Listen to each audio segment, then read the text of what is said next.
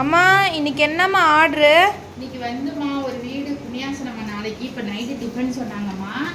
ஜிலேபிமா. ஜிலேபிக்கு அப்புறம் பார்த்தீங்கன்னா இட்லி. அடுத்தது பார்த்தீங்கன்னா கிச்சடி, ரவை கிச்சடி. அடுத்தது ஊத்தாப்பம், பொடி ஊத்தாப்பம். அதுக்கப்புறம் பார்த்தீங்கன்னா கைமா புரோட்டா.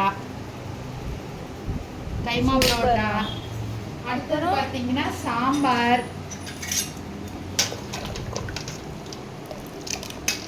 சாம்பாருக்கு அப்புறமா குருமா, வெஜ்ஜு குருமா, அப்புறம் தேங்காய் சட்னி, மல்லி சட்னிம்மா. சூப்பர்மா.